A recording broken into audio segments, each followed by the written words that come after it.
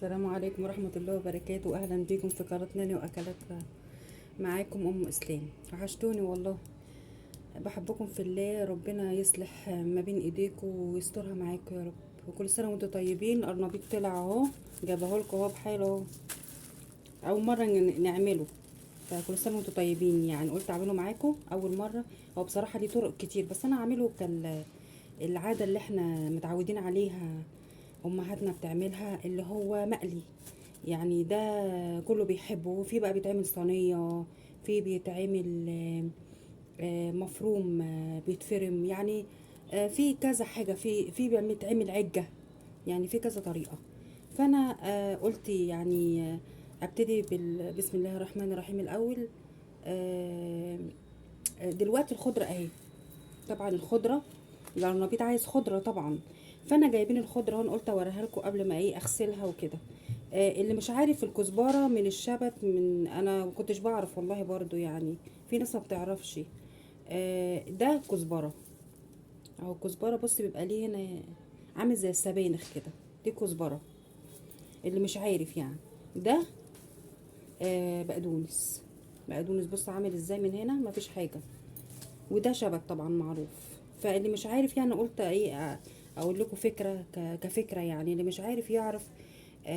احنا كتير قوي مننا اللي ما مش عارف، يعني مش عايز اطول عليكم. انا دلوقتي همسك القرنبيطه، اقطعها معاكم وهسلقها، ونعمل لها الخلطه ونقليها في الزيت. مش عايز اطول عليكم. ان شاء الله الفيديو مش هيطول، يعني هيبقى في الانجاز. واحده واحده بقى. ان ماسكين الخضره دي عايزين اغسلها غسله حلوه عشان الطينه اللي فيها، فهنقعها عقبال ما اسلق القرنبيط. انا بجيب كده، بشيل بقى الحته دي الاول على الناشف كده، واي حاجه مش نضيفه بشيلها. بس كده اهو. ولو احنا نقدر نقطع اكتر من كده عشان ده شبت، بيبقى ناشف من فوق، بيبقى ناشف اهو. ودي البقدونس. بسم الله الرحمن الرحيم. بقطعها كده، بشيل الحاجه اللي هي صفرة، ورقه مش حلوه، بشيلها كده اهي. مفيش اي حاجه، احطها بقى في الطبق.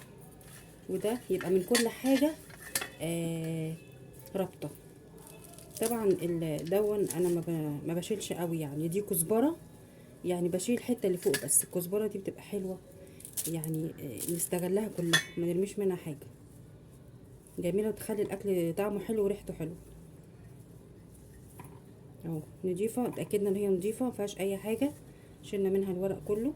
بعدين هنغسلها ونقطعها كده، خلصنا منها. حطيت في ميه، احط فيه حبه خل صغيرين. لو في اي حاجه تموت، يعني تبقى صحيه اكتر وتبقى انضف يعني. انا مغيره لها الميه مرتين، والتالت مره بقى اللي هي بالخل. بس نغسلها بقى، نسيبها شويه لغايه ما نشوف هنعمل ايه.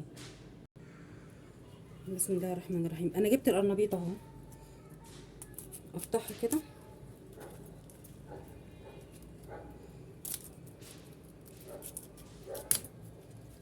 كده.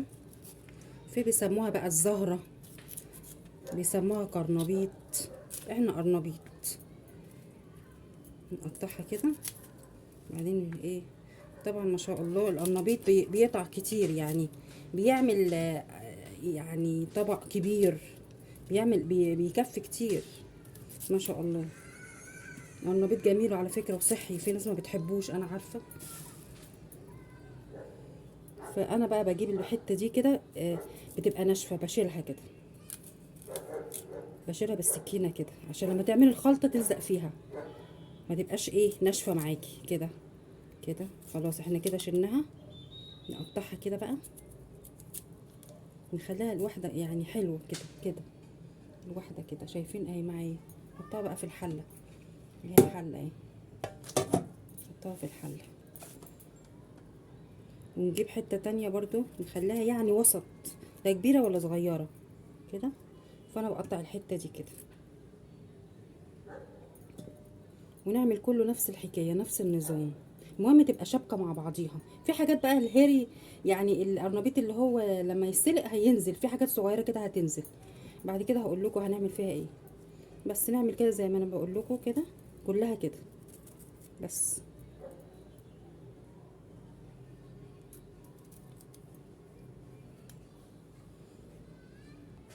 قطعته زي ما انتوا شايفين حتت صغيره، لا كبيره ولا صغيره، عشان لما تحطيها في التتبيله ولما تحطيها في العجينه اللي تعمليها وتقليها تستوي. اهي كبيره ولا صغيره، بس انا قطعته كله. انا بقى اغسله واحط له ميه واحطه على النار. غسلته كويس وحطيت له ميه نضيفه اهو. احط له بقى حبه كمون، طبعا مش ميه مغليه ولا حاجه. احط له حبه كمون، مثلا معلقه كمون، عشان ايه الانتفاخات والحاجات دي. واحط له معلقه ملح.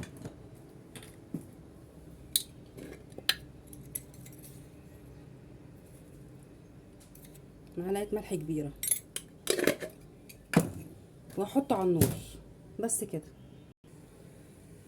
انا حضرت كده حاجتين هحط فيهم ايه. واحد احط فيه اللي هو العجينه السايله، والناحيه التانية اللي هو الدقيق اللي هو هتطلعه من هنا تحطه هنا، من السايل للدقيق عشان يثبت، العجينه تثبت، ما تقعدش تنزل منك وانت بتحطيها في الزيت تنزل منك. شوفوا معايا انا جبت بيضتين. هو بيضتين حلو بصراحه بالنسبه للغلا. احنا زمان كنا بنعمله ب5 بيضات و10 بيضات. فهنجيب البيض كده. بسم الله الرحمن الرحيم. بيضتين اهو، نحط عليهم فلفل اسود، معلقه فلفل اسود، البهارات بتاعتنا كلها، ونحط كمون. واهم حاجه الكمون كتير، وتحطوا ايه مثلا معلقه كبيره كمون، وتحطوا الكزبره، دي اهم حاجه، لان الحاجات دي ايه بتطلع روايح حلوه.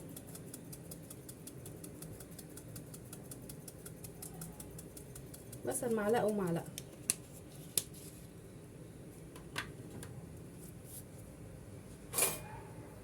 نقلبها.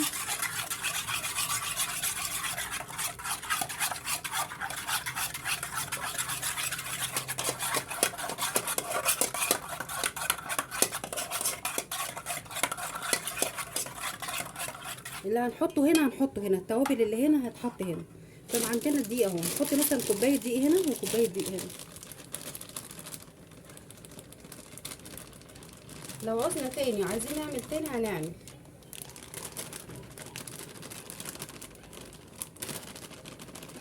لو عاوزنا تاني نعمل، ما نهدرش يعني بالحاجات الكتيره اللي عندنا. نحط هنا بيديله طعم حلو. لبن بودره او ايه، او حبه لبن عندك. انا ما عنديش لبن بحط لبن بودره، يعني مثلا معلقه. طبعا القرنبيط على النار يتسلق بقى براحته عقبال ما نعمل الخلطه. طبعا ما بياخدش حاجه، ما نسووش قوي. بس هقلب بقى واحط له الميه، طبعا كأني حاطه لبن سايل بالظبط. واحط له الخضره. حطينا البيض وحطينا الدقيق. هنحط مرقه دجاج بتخلي الاكل طعمه جميل.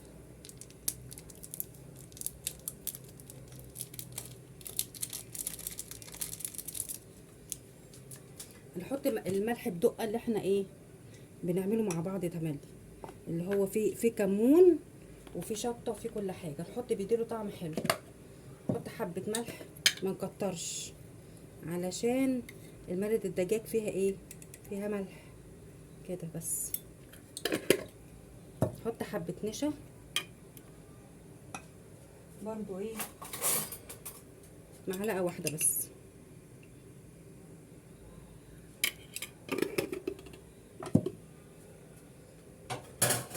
خلاص كده. نحط بقى الميه، مش عايزينها تقيله ولا خفيفه.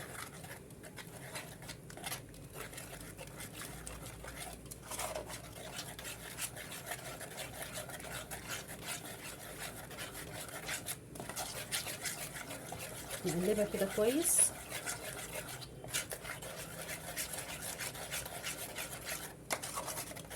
وندوقها قبل ما نحط الخضره. حلو.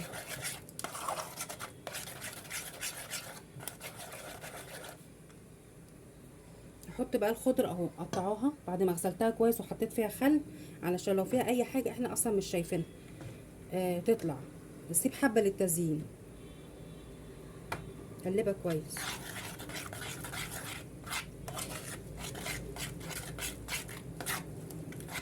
وهحط حته توم، هحط حبه كربونات صغيرين، يعني مثلا ربع معلقه بس، ونقلبها. انا لقيت الخلطه حبه صغيره، حطيت دقيق تاني، يعني مثلا كوبايتين دقيق، عليهم معلقه نشا، عليهم بيكنج باودر، عليهم توابل بقى، مرقه دجاج، عليهم لبن نيدو، لبن بودره، او لبن من اللي عندي. بس كده خلاص. وهنا بقى الدقيق احط فيه نفس المكونات دي، بتاع ده، نشا، وهنحط كمون، ونحط فلفل اسود بس. خلاص الخلطة جاهزة كده، لا تقيل ولا خفيف. والناحية التانية برضو، لا نشيل من هنا نحط هنا بس، ونقلع على طول بقى. بصوا انا جبت لكم واحدة هو على النار، تعرفوا ازاي ان هو استوى ولا لا؟ تشوف الحتة دي الناشفة دي، تحط فيها السكينة، دخلت سهل، بص تخش بالصعب يبقى لسه، استنى اسيبها شوية، دخلت سهل يبقى كده ايه، استوت. مسواش قوي. بصوا اهو، بص خطوة خطوة نعملها مع بعض، خطوة خطوة. بص يعني دخل بسهولة اهو. مش عايزينها مستوية قوي علشان ما تتهريش معانا واحنا بنقلي. بس كده استوت، هطلعها في مصفى بس، وبعدين بس انا سلقت اهو.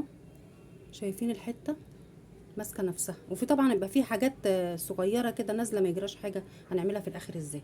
فانا هنعملها بقى على طول من هنا، نحطها هنا وبعدين نقلي، وحاطه الزيت على النار وموطيه عليه. بصوا معايا بقى، الخلطه اهي، حطها في الخلطه اهو، حطيناها في الغلطه كده كده حلوه. حطها في الدقيق، حاطين فيه التوابل وفيه كل حاجه.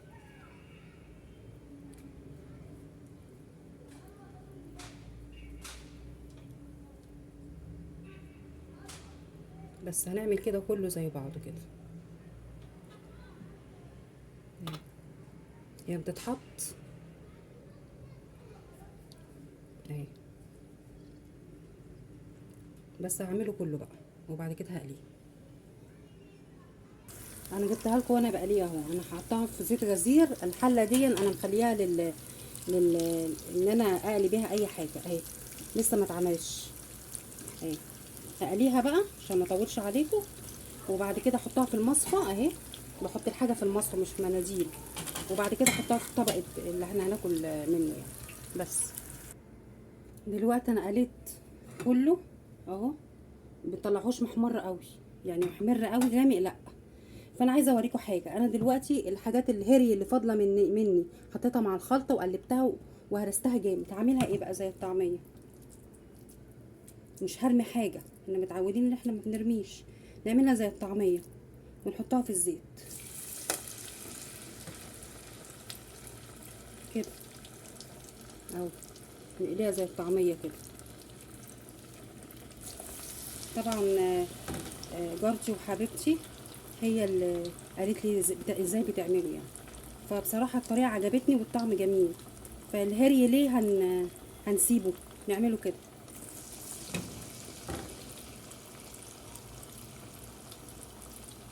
بس ده الحاجات دي ما بتترميش اهي، بس كده. قلينا القرنبيط معانا اهو زي ما انتم شايفين. عملت طبق سلطه وده القرص اللي انا قلت لكم عليها جميله قوي، هتاكلوها قبل القرنبيط. والقرنبيطه ناشفه ازاي وجميله اهي، ما تبقاش محمره قوي، ما تحمرهاش قوي عشان بتبقى غامقه. بس هنحط بقى حبه خضره فوق الوش كده، تبقى جميله. يا رب يكون الفيديو عجبكم، وقولوا لي كده في التعليقات بتحبوا القرنبيط ولا لا، وانتوا من انهي بلد، وبتعملوه ازاي، ولو ما بتحبوش المقلي بتحبوه ازاي. قولوا لي في التعليقات، وانا ممكن اخد منكم الطريقه واعملها. واللي هاخد منه طريقته هقول اسمه ان شاء الله. ومتشكره ليكم تعليقاتكم واشتراكاتكم في القناه. يا رب دايما في حياتي، وقناه تكبر بيكم ان شاء الله. يلا، السلام عليكم ورحمه الله وبركاته، مع السلامه.